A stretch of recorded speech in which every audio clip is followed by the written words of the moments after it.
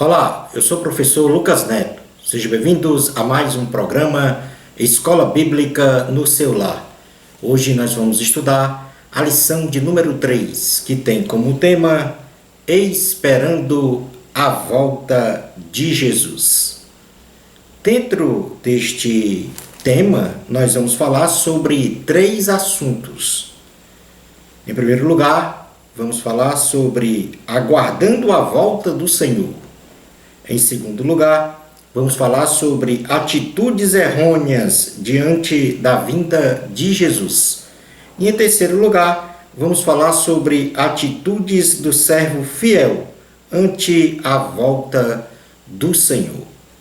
Vamos então dar início à nossa aula de hoje. Item número 1. Aguardando a volta do Senhor. A nossa preparação moral e espiritual para a volta de Jesus. A segunda vinda de Jesus Cristo a esta terra é a base da esperança cristã, pois este evento marcará o início da complementação do plano de Deus para a salvação dos homens. Portanto, todos os cristãos esperam desejosamente o dia em que Jesus voltará, pois ele nos prometeu que vai voltar para buscar a sua igreja. Porém, não declinou nem o dia e nem a hora. É o que nós podemos ler no Evangelho de Jesus, segundo escreveu Mateus, em seu capítulo de número 24. Mateus, capítulo de número 24, versículos de número 29 ao 44. Diz assim a palavra do Senhor. Mateus, capítulo 24, versículos 29 ao 44. Logo em seguida, a tribulação daqueles dias, o sol escurecerá, a lua não dará a sua claridade, as estrelas cairão do firmamento e os poderes dos céus serão abalados. Então aparecerá no céu o sinal do Filho do Homem.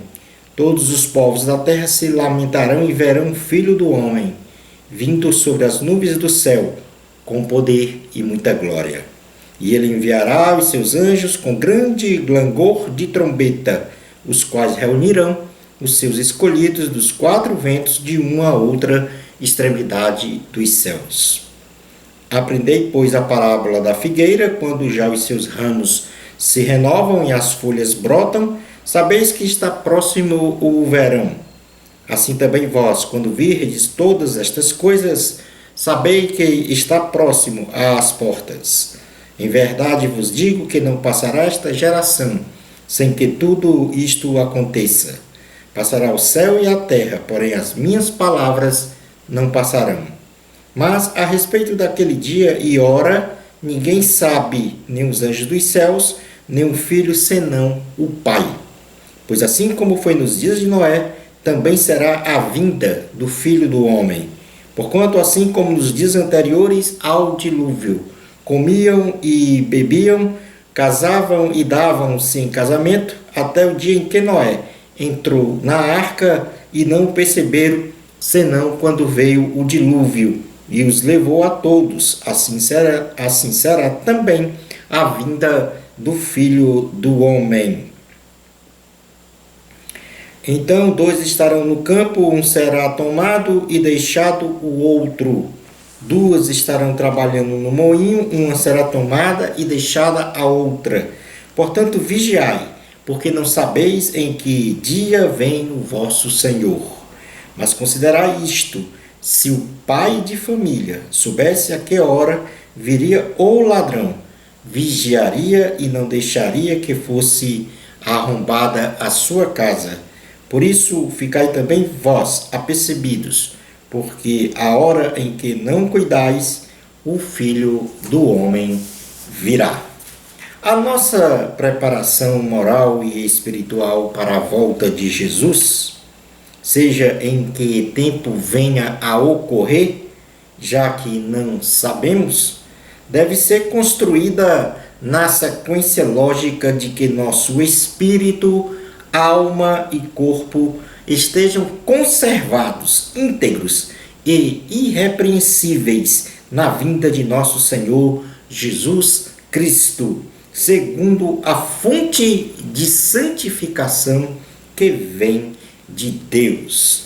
E na primeira carta aos Tessalonicenses, o apóstolo Paulo vai então falar de como devemos estar, qual o nosso estado, qual a nossa condição para a volta do Senhor, de forma que estejamos preparados. Primeira carta aos Tessalonicenses, capítulo 5, versículo de número 23, que diz o seguinte: o mesmo Deus da paz vos santifique em tudo, e o vosso espírito, alma e corpo sejam conservados íntegros e irrepreensíveis na vinda de nosso Senhor Jesus Cristo. Mas vamos falar agora então sobre os requisitos morais e espirituais para a santificação do crente. Deus quer que a nossa saúde espiritual tenha como padrão o ser santo, como Deus é santo, e isto certamente perpassa pelos seus atributos morais que devemos buscar na maior proximidade possível com o padrão de vida. E nós podemos, ou melhor dizendo, com o padrão divino. E nós podemos ler no livro de Levítico, melhor dizendo, no capítulo 11, versículos de número 44 e 45, que diz o seguinte: eu sou o Senhor, o vosso Deus, portanto vós vos consagrareis e sereis santos, porque eu sou santo, e não vos contaminareis por nenhum enxame de criaturas que se arrastam sobre a terra. Eu sou o Senhor, que faço subir da terra do Egito, para que eu seja vosso Deus. Portanto, vós sereis santos, porque eu sou santo. Josué, prestes a passar pelo rio Jordão, orientou o povo a santificar-se, porque assim o Senhor faria maravilhas no meio deles. Então, Josué, capítulo de número 3, versículo 5, diz assim a palavra do Senhor. Disse Josué ao povo: santificai-vos, porque amanhã o Senhor fará maravilhas no meio de vós. Urge a pergunta: como ter espírito, alma e corpo irrepreensível, segundo a fonte de santificação que vem de Deus? Certamente a resposta satisfatória a esta pergunta é o de santificar-se na totalidade, espírito, alma e corpo, segundo a pureza moral, a integridade e o amor de Deus, virtudes que devemos imitar e também ser cheio do Espírito Santo. Portanto, dentro destes requisitos morais e espirituais para a santificação do crente, nós vamos passar a falar agora sobre, em primeiro lugar, pureza moral, em segundo lugar, integridade, e em terceiro lugar, o amor de Deus. E vamos fechar com o ser cheio do Espírito Santo. O que significa isto? Então, passando a falar inicialmente da pureza moral de Deus, a pureza moral de Deus compreende a total ausência de perversidade e de maldade em seu ser. Então, nós devemos ter também, assim como Deus, uma ausência total de perversidade e de maldade. E vamos iniciar falando sobre 3 virtudes de Deus com relação à sua pureza moral, que deve ser imitada por nós. E a primeira virtude é a santidade de Deus. Deus é santo de forma absoluta. Isto quer dizer que nele não habita nenhuma perversidade, nenhum mal e nenhum pecado. Ele é puro e cheio de bondade, sendo o Senhor o perfeito modelo de caráter moral ilibado que deve ser imitado, ou seja, alcançado em nossa vida moral e espiritual.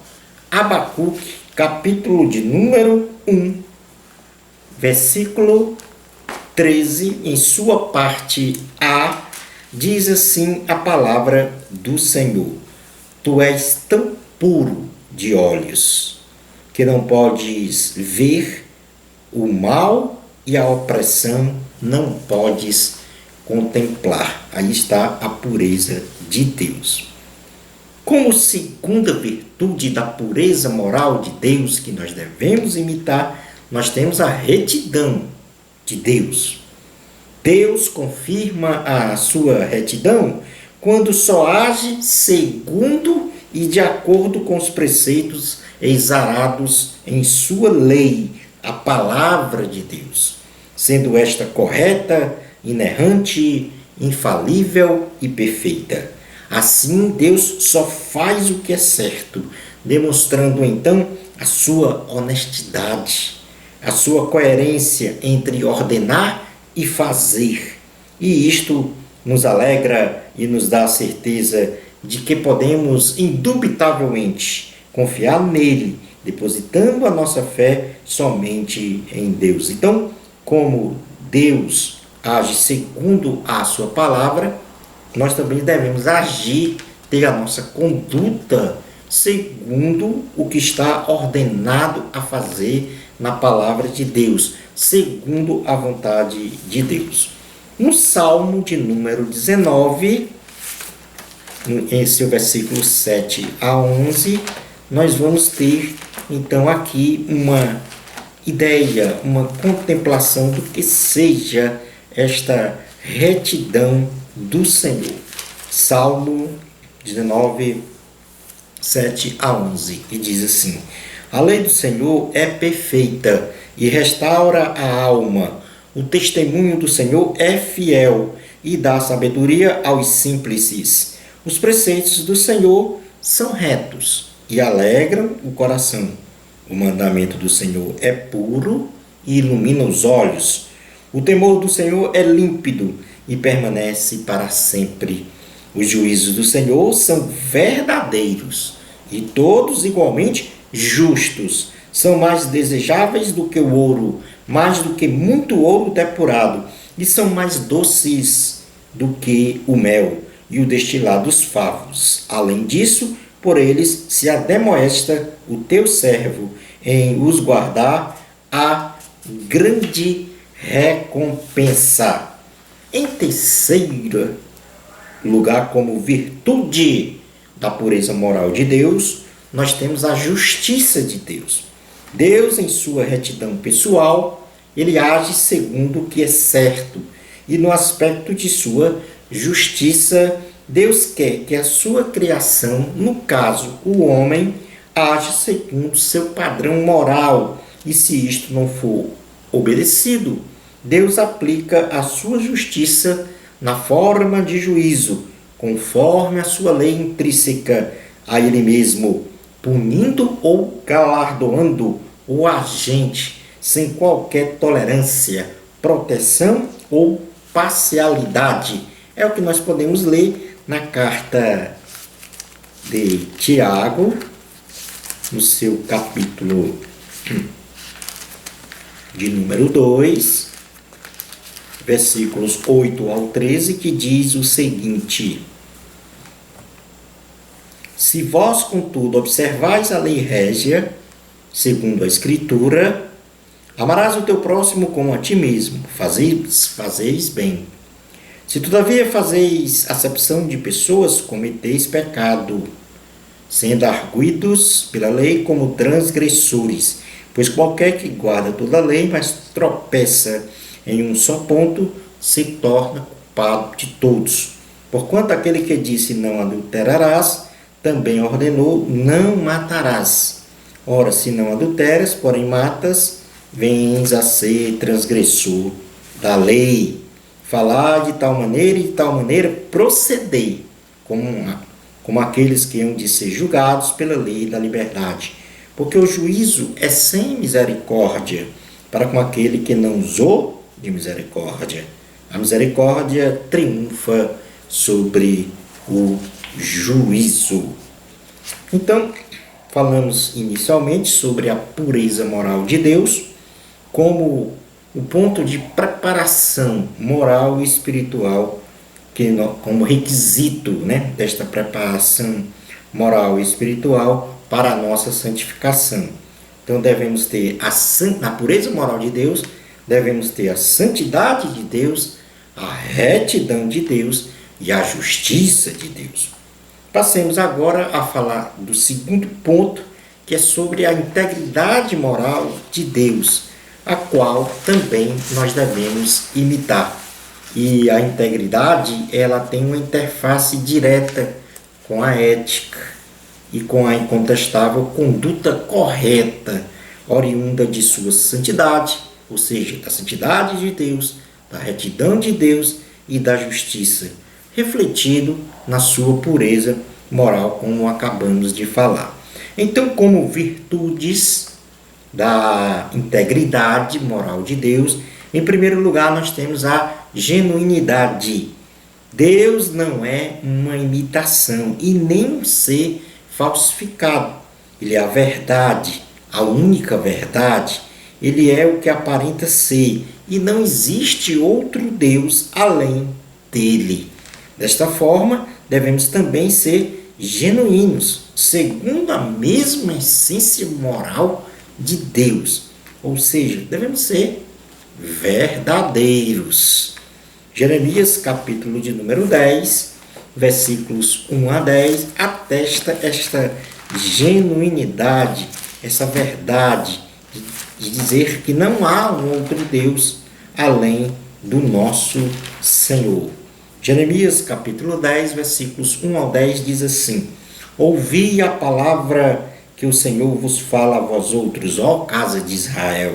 Assim diz o Senhor: não aprendais o caminho dos gentios, nem vos espanteis com os sinais dos céus, porque com eles os gentios se atemorizam.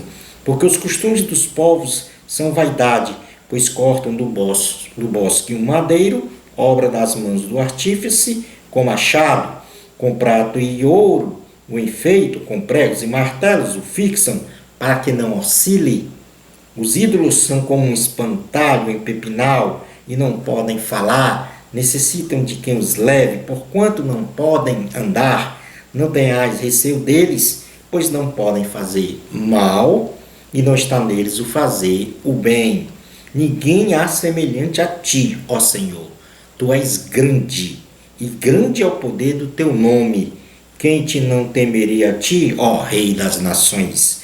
Pois isto é a ti devido, porquanto entre todos os sábios das nações e em todo o seu reino ninguém há semelhante a ti. Mas eles todos se tornaram estúpidos e loucos. Seu ensino é vão e morto, como um pedaço de madeira. Traze-se prata batida de Tarsis e ouro de Ufaz. Os ídolos são obra de artífice e de mão de ourives. Azuis e púrpuras são as suas vestes. Todos eles são obra de homens hábeis. Mas o Senhor é verdadeiramente Deus. Ele é o Deus vivo e o Rei eterno. Do seu furor treme a terra, e as nações não podem suportar a sua indignação. Então, como primeira virtude, genuinidade. Deus é verdadeiro, portanto, devemos ser verdadeiros. Como segundo ponto, nós temos a veracidade. Deus só fala a verdade. Não há em Deus a possibilidade de mentir. Deus quer que sejamos iguais a Ele. Isto é, ser o que dizemos ser. Falar a verdade. Ser honesto, puro e sincero. Tito, carta a Tito, capítulo de número 1, versículos 1 e 2, diz exatamente isto. Tito, capítulo 1, versículos 1 e 2.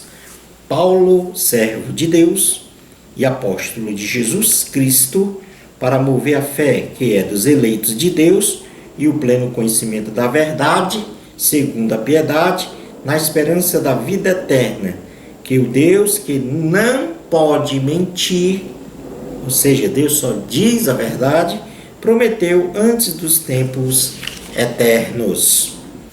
A terceira virtude da integridade moral de Deus é a fidelidade. Deus é fiel, isto é, demonstra zelo, respeito, lealdade para com todos os homens, sem acepção de pessoas. Um Deus que cumpre todas as suas promessas. Devemos ser leais, fiéis em tudo, segundo o modelo do caráter moral de Deus. E isto nós podemos contemplar na segunda carta aos Coríntios, capítulo 1, versículos 18 ao 22, que diz o seguinte: Antes, como Deus é fiel, a nossa palavra para convosco não é sim e não, porque o Filho de Deus, Cristo Jesus, que foi por nosso intermédio anunciado entre vós, isto é, por mim e Silvano e Timóteo, não foi sim e não, mas sempre nele houve o sim. Porque quantas são as promessas de Deus, tantas tem nele o sim, porquanto também por ele é o amém, para a glória de Deus por nosso intermédio. Mas aquele que nos confirma convosco em Cristo e nos ungiu é Deus, que também nos selou e nos deu o penhor do Espírito em nosso coração.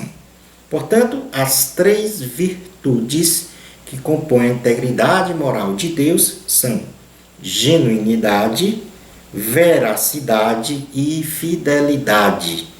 E estas são virtudes também que nós devemos ter como requisitos de preparação moral e espiritual para a volta de Jesus. Da nossa preparação moral e espiritual para a volta de Jesus. Como terceiro ponto, nós vamos falar sobre o amor de Deus.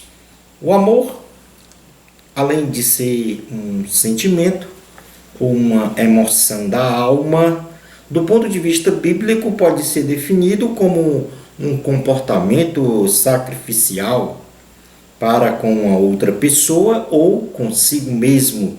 Ou seja, é uma completa doação de um ser a outro, sob todos os aspectos, de forma incondicional, visando o bem-estar social e espiritual de todos. E o maior exemplo de amor foi Jesus, que entregou a sua vida por nossa causa, em substituição a nós, na cruz do Calvário. E isto com o objetivo de nos salvar da condenação eterna. A esta manifestação do amor ágape, ou seja, o amor de Deus, e agora de nós para com o próximo, ela não é opcional. Na realidade, é uma ordenança do Senhor Jesus. E para isso nós devemos ter este amor inundando o nosso coração, segundo presidido o Espírito Santo em nosso ser, segundo a nossa integral absorção do caráter de Cristo. E nós podemos ler na primeira carta de João, capítulo de número 4, versículos 7 a 21, o seguinte: Amados, amemo-nos uns aos outros, porque o amor procede de Deus. E todo aquele que ama é nascido de Deus e conhece a Deus. Aquele que não ama não conhece a Deus, pois Deus é amor. Nisto se manifestou o amor de Deus em nós, em haver Deus enviado o seu Filho unigênito ao mundo para vivermos por meio dele. Nisto consiste o amor, não em que nós tenhamos amado a Deus, mas que Ele nos amou e enviou o seu Filho como propiciação pelos nossos pecados. Amados, se Deus de tal maneira nos amou, devemos nós também amar uns aos outros. Ninguém jamais viu a Deus. Se amarmos uns aos outros, Deus permanece em nós, e o seu amor é em nós aperfeiçoado. Nisto conhecemos que permanecemos nele, e ele em nós, em que nos deu do seu Espírito. E nós temos visto e testemunhamos que o Pai enviou o seu Filho como Salvador do mundo. Aquele que confessar que Jesus é o Filho de Deus, Deus permanece nele e ele em Deus. E nós conhecemos e cremos no amor que Deus tem por nós. Deus é amor. E aquele que permanece no amor, permanece em Deus e Deus nele. Nisto é em nós aperfeiçoado o amor, para que no dia do juízo mantenhamos confiança, pois segundo ele também nós somos neste mundo. No amor não existe medo. Antes o perfeito amor lança fora o medo. Ora, o medo produz tormento. Logo, aquele que teme não é aperfeiçoado no amor. Nós amamos porque ele nos amou primeiro. Se alguém disser, amo a Deus, e odiar seu irmão, é mentiroso. Pois aquele que não ama seu irmão, a quem vê, não pode amar a Deus, a quem não vê. Ora, temos da parte dele este mandamento, que aquele que ama a Deus, ame também o seu irmão. Portanto, aí a caracterização plena de que Deus é amor. E é este amor que Deus quer que nós tenhamos também para com o nosso próximo. Mas quais são as virtudes, as características desse amor, para que a gente tenha uma maior compreensão objetiva do que seja esse amor? A Bíblia Sagrada, ela menciona na primeira carta aos Coríntios, capítulo 13, versículos 4 ao 7, algumas virtudes sobre o amor. No caso, 10 virtudes. Então, vamos fazer aqui uma leitura na segunda carta aos Coríntios. Aliás, na primeira carta aos Coríntios, capítulo de número 13, versículos 4 ao 7, que diz o seguinte: o amor é paciente, é benigno, o amor não arde em ciúmes, não se ufana, não se ensoberbece, não se conduz inconvenientemente, não procura os seus interesses, não se exaspera, não se ressente do mal, não se alegra com a injustiça, mas regozija-se com a verdade. Tudo sofre, tudo crê, tudo espera, tudo suporta. Então, vamos falar aqui rapidamente sobre o significado de cada virtude dessa. Primeiro, ele diz que o amor é paciente. Quem tem um amor divino não valoriza o padecer e o sofrimento próprio. Não murmura, possui domínio próprio, é prudente e sabe o momento certo de agir. Quem tem o amor de Deus tem como virtude ser benigno. Quem tem o amor divino não é cheio de malícias, má fé e não pratica o que é mal, mas pratica sempre o bem e boas obras. Quem tem o amor de Deus não é invejoso. Quem tem o amor divino não cobiça os bens materiais do próximo, não se entristece com o sucesso, com o êxito e bem-estar de seu semelhante. Quem tem o amor de Deus não se ufana. Quem tem o amor divino não trata com leviandade, não permite buscar egoisticamente o eu, a vaidade, a vanglória, o poder pelo poder, a satisfação pela satisfação. Quem tem o amor de Deus não se ensoberbece. Quem tem o amor divino não faz nascer em seu coração um senso de superioridade sobre os outros. Não é orgulhoso, não se considera autossuficiente. Quem tem o amor de Deus não se porta com indecência. Quem tem o amor divino não se conduz inconvenientemente. Ao contrário, segue os bons costumes, demonstra pudor, recato e respeito para com todos. Quem tem o amor de Deus não se irrita, ou seja, não se exaspera. Quem tem o amor divino aceita o contraditório de suas ideias sem irritação, não se embrutece e agride verbalmente ou fisicamente os seus semelhantes. Pode até se irritar, porém não manifesta sua irritação através do pecado. Quem tem o amor de Deus não suspeita o mal. Quem tem o amor divino não se ressente do mal, não faz suposições maldosas contra o próximo, não é preconceituoso e não julga as pessoas pela aparência. Quem tem o amor de Deus não folga com a injustiça. Quem tem o amor divino não pratica e nem compactua com atos de justiça de qualquer ordem. Quem tem o amor de Deus folga com a verdade. Quem tem o amor divino preserva e defende a verdade e jamais promove a mentira ou o engano. Como quarto valor que o homem deve ter é ser cheio do Espírito Santo. Então, nós estamos falando sobre o item número 1 da lição, que trata sobre aguardando a volta do Senhor. E neste caso, nós estamos conversando sobre os requisitos morais e espirituais para a santificação do crente, que é como nós devemos estar. O nosso estado tem que ser a condição de ser santo, para estarmos preparados moral e espiritualmente para a volta do Senhor.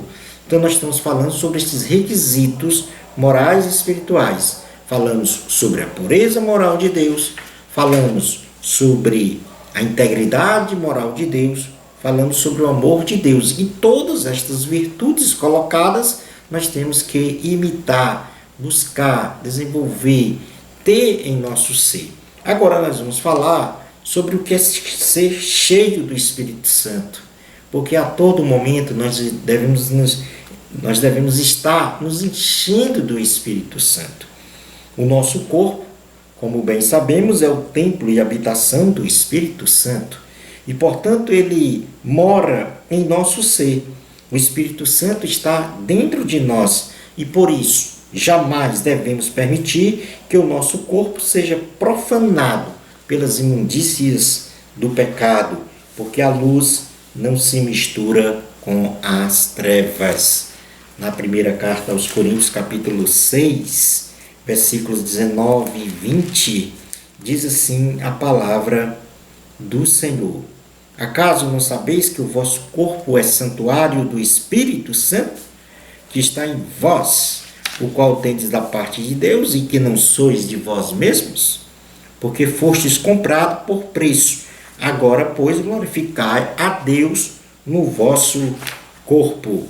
O apóstolo Paulo determina a nos encher do Espírito Santo. E isso nós podemos ler na carta aos Efésios, capítulo de número 5, versículos 15 ao 18, que diz assim. Efésios, capítulo 5, versículos 15 ao 18. Portanto, vede prudentemente como andais, não como nécios, e sim como sábios, remindo o tempo, porque os dias são maus. Por esta razão não vos torneis insensatos, mas procurai compreender qual a vontade do Senhor. E não vos embriagueis com vinho, no qual há dissolução, mas enchei-vos do Espírito. Ocorre uma diferença entre ter o Espírito Santo morando em você e ser cheio do Espírito Santo. Então, o que significa ser cheio do Espírito Santo? Quando estamos cheios do Espírito Santo, temos as seguintes virtudes atuando em nós para a glória de Deus, segundo o próprio apóstolo Paulo menciona na carta aos Efésios. E a primeira virtude que, vamos dizer assim, aflora quando estamos cheios ou se enchendo do Espírito Santo é o de ensinar, é o de falar a palavra de Deus com intrepidez. Cheio do Espírito Santo, eu falo de Deus. Cheio do Espírito Santo, eu falo sobre o reino de Deus para as outras pessoas, e isto com intrepidez, para que todos cresçam na graça e no conhecimento. E nesta mesma carta aos Efésios, capítulo 5, versículo 19, na parte A, o apóstolo Paulo fala exatamente sobre esta característica, esta virtude de nós estarmos cheios do Espírito Santo. Quando ele diz na parte A do versículo 19 o seguinte: falando entre vós com salmos. Outra virtude que caracteriza nós estarmos cheios do Espírito Santo é a alegria. Nós então manifestamos de forma permanente uma alegria em nosso coração por ser salvo em Cristo Jesus, por sermos filhos de Deus, por saber que teremos uma vida eterna com o Senhor, e por isso cantamos e louvamos de forma afinada, ou não, ao Senhor, com hinos e cânticos espirituais. Efésios capítulo 5, versículo 19, a parte B, entoando e louvando de coração ao Senhor, com hinos e cânticos espirituais. A quarta virtude que caracteriza estarmos cheios do Espírito Santo é a gratidão. Por sermos alegres e felizes em razão de termos uma permanente comunhão com Deus, somos envolvidos por uma atmosfera de gratidão ao Senhor, nunca demonstrando descontentamento ou murmuração. Agradecemos ao Senhor sempre por tudo, pois sabemos que Deus está no controle.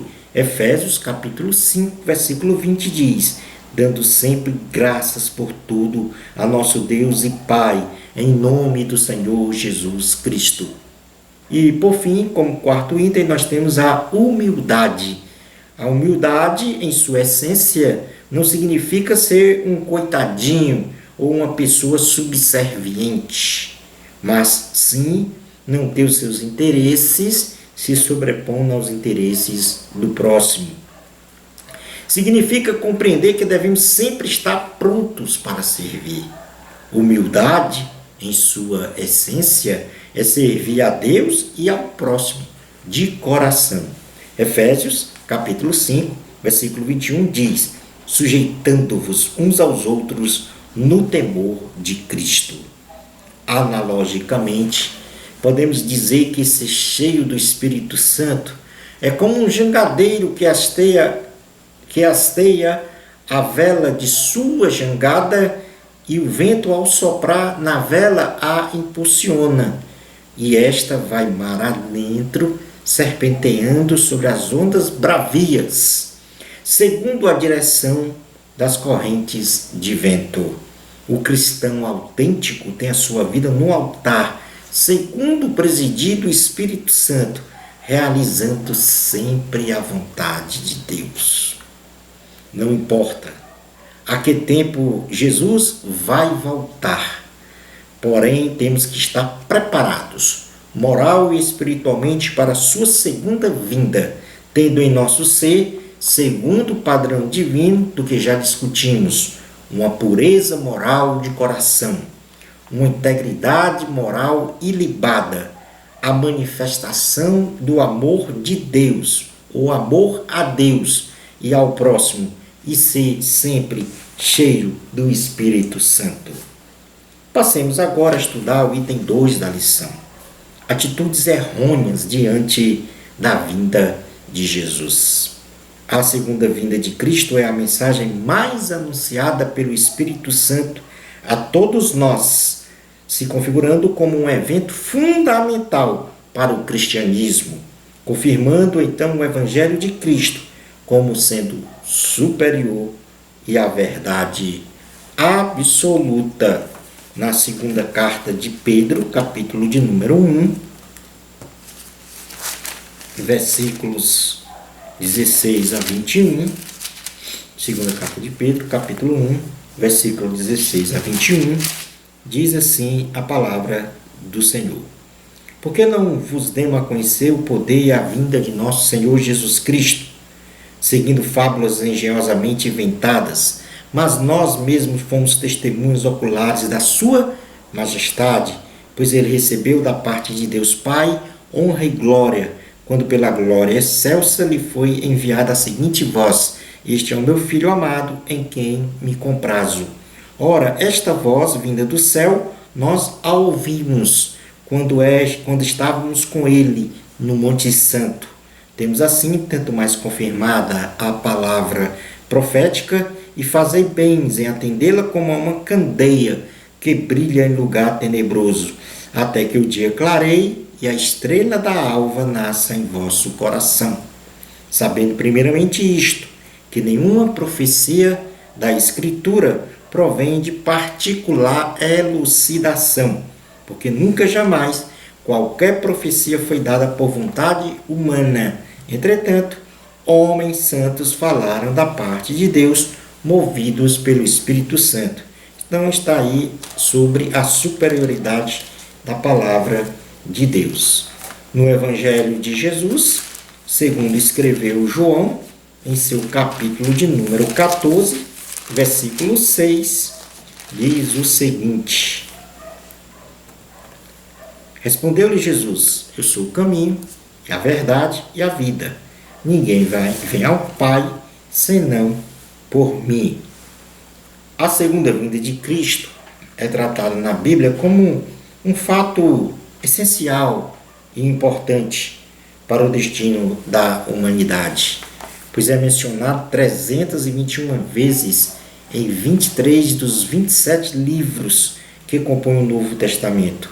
Isto significa que, se não crermos nesta verdade absoluta, estaremos pecando contra Deus. E numa maior amplitude espiritual, apostatando a nossa fé em Jesus Cristo de Nazaré. Segunda carta de Pedro, capítulo 3, há então uma caracterização deste fato. Segunda carta de Pedro, capítulo 3, versículos 1 a 9, diz assim: Amados, esta é agora a segunda epístola que vos escrevo. Em ambas procuro despertar com lembranças a vossa mente esclarecida, para que vos recordeis das palavras que anteriormente foram ditas pelos santos profetas, bem como do mandamento do Senhor e Salvador ensinado pelos vossos apóstolos, tendo em conta, antes de tudo, que nos últimos dias virão escarnecedores, com os seus escárnios andando segundo as próprias paixões, e dizendo: onde está a promessa da sua vinda? Porque desde que os pais dormiram, todas as coisas permanecem como desde o princípio da criação. Porque deliberadamente esquecem de longo tempo, houve céus bem como a terra, a qual surgiu da água e através da água pela palavra de Deus, pela qual veio a perecer o mundo daquele tempo, afogado em água.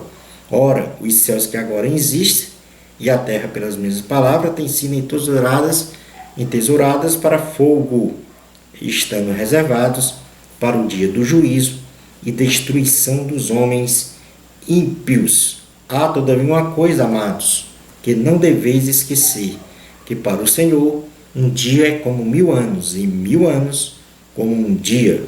Não retarda o Senhor a sua promessa, como alguns a julgam demorada. Pelo contrário, ele é longânimo para convosco, não querendo que nenhum pereça, senão que todos cheguem ao arrependimento. Acredite, Jesus está voltando. Vamos agora ao item 3 da lição. Atitude do servo fiel ante a volta do Senhor. Além das virtudes de uma pureza moral de coração, uma integridade moral ilibada, a manifestação do amor de Deus e ao próximo e ser sempre cheio do Espírito Santo, que nos remete a ter espírito, alma e corpo irrepreensível, nós, servos de Deus, não devemos agir segundo a carne, mas agir segundo o Espírito. Ou seja, não devemos ser dominados pelas concupiscências da carne. A Bíblia Sagrada apresenta desqualificações inerentes a pessoas que vivem na carne, classificando-as como pessoas que não podem se relacionar com o seu próximo e muito menos com Deus. Estas 15 desqualificações estão tipificadas nas chamadas obras da carne. E isso nós podemos ler na Carta aos Gálatas, Carta aos Gálatas, capítulo 5, versículos 19 a 21, que diz o seguinte: ora, as obras da carne são conhecidas e são prostituição, impureza, lascívia, idolatria, feitiçarias, inimizades, porfias, ciúmes, iras, discórdias, dissensões, facções, invejas, bebedices, glutonarias e coisas semelhantes a esta, a respeito das quais eu vos declaro, como já outrora vos preveni, que não herdarão o reino de Deus os que tais coisas praticam. Então, falando aqui um pouco sobre o significado de cada desqualificação dessa, nós temos em primeiro lugar a prostituição, ou seja, manter relações sexuais ilícitas sobre a forma de remuneração. Em segundo lugar, a impureza, são obras da carne, que nós devemos evitar, realizar condutas pecaminosas e ter pensamentos cheios de iniquidades. Lascívia, manter condutas ultrajantes, despertando em outro o desejo sexual. Idolatria, adorar ídolos, algo ou alguém no lugar de Deus. Feitiçarias, induzir as pessoas a fazer o que não querem através de obras de bruxaria. Inimizades, sentir ódio ou mal querer alguém. Em sétimo lugar, porfias, manter disputa e oposição a alguém sem nenhum motivo. Estamos falando das desqualificações que tipificam as obras da carne. Ciúmes, que nós devemos evitar. Ciúmes, sentir despeito de alguém por possuir um bem ou ter alcançado uma vitória. Iras, ter o sentimento de raiva de outra pessoa com espírito agressivo. Discórdias, manter desentendimento permanente por diferenças de pensamentos. Disenções, promover divisões entre as pessoas por diferenças de pensamentos. Facções, promover a formação de grupos de pessoas para causar perturbações no meio social. Invejas, cobiçar as coisas dos outros ou querer ser melhor do que os outros. Bebedices, ato de se embriagar com bebidas alcoólicas, perdendo a sensatez. Glutonarias, ato de comer em demasia, ultrapassando o limite da saciedade. Em segundo lugar, para termos a atitude correta até a vinda do Senhor, nós devemos viver em espírito. A Bíblia Sagrada apresenta virtudes ou qualidades inerentes a uma pessoa que vive em espírito, classificando-a como pessoas que podem se relacionar com o seu próximo e com Deus. Estas 9 virtudes estão tipificadas no chamado fruto do Espírito.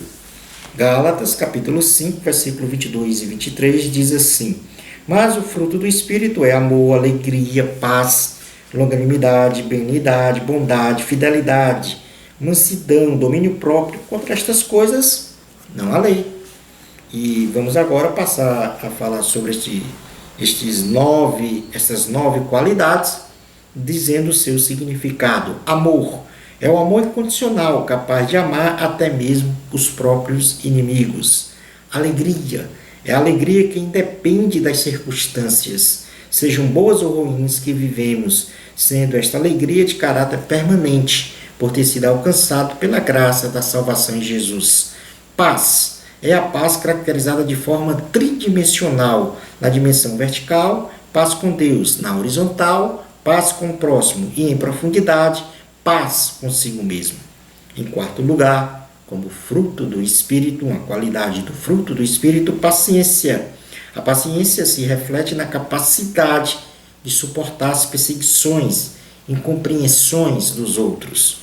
Em quinto lugar, benignidade.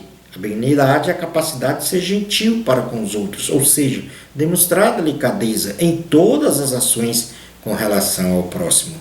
Bondade é a capacidade de praticar o bem a todos, sem qualquer interesse particular ou recompensa. Fidelidade é a virtude que, através de atos e práticas, o cristão demonstra ser fiel a Deus e ao próximo, independente das circunstâncias. Mansidão é a virtude que, em meio a verdadeiras situações desagradáveis e de perturbação, a pessoa se mantém serena e pacífica. E por último, domínio próprio, que é a virtude de controlar as paixões da carne ou evitar palavras e atos que não corroboram com a vontade de Deus. Em terceiro lugar, como uma atitude correta ante a volta do Senhor, de um servo fiel, nós devemos servir a Deus com alegria e gratidão. Quando estamos em comunhão com Deus, sempre somos renovados dia a dia. Nós iluminamos o mundo e o mundo enxerga Jesus em nós. Em terceiro lugar, nós, quando servimos a Deus com alegria e gratidão, purificamos o ambiente em que vivemos, afugentando toda espécie de impureza e de corrupção moral e espiritual à nossa volta. Em quarto lugar, contagiamos a tudo e a todos com a mensagem da salvação do Evangelho de Jesus Cristo. E em quinto lugar, geramos em nossos relacionamentos o amor de Deus e agimos a nossa fé. Em sexto lugar, desejamos a volta de Jesus Cristo. Portanto, numa rápida recapitulação, para aguardar a volta de Jesus, devemos ter os requisitos morais e espirituais para a nossa santificação. E isso passa pela pureza moral de Deus, pela integridade moral de Deus, pelo amor de Deus e em ser cheio do Espírito Santo. As atitudes errôneas diante da vinda de Jesus, primeiro, não acreditar que Jesus voltará, porque Jesus prometeu, e se ele prometeu, ele cumprirá o que ele disse. Então muitos não creem, e assim nós estamos, neste caso, blasfemando, apostatando da nossa fé, que é outra atitude errônea diante da vinda de Jesus. E para ter a atitude de um servo fiel ante a volta do Senhor, esperando esta volta, não devemos ser dominados pelas concupiscências da carne, devemos viver em espírito e devemos servir a Deus com alegria e gratidão, esperando então a volta de Jesus. Concluindo a aula de hoje, somente pelo presidir do Espírito Santo em nossas vidas é que podemos enfrentar vitoriosamente as mais diversas situações de dificuldades e de aflições. Mas, sobretudo, nesta condição, estaremos preparados, moral e espiritualmente, esperando a segunda vinda gloriosa de nosso Salvador e Senhor Jesus Cristo, sabendo sempre que a glória é de Deus. Uma bênção especial de Deus para você. Amor a Cristo. Até o nosso próximo programa Escola Bíblica no seu lar, se Deus permitir.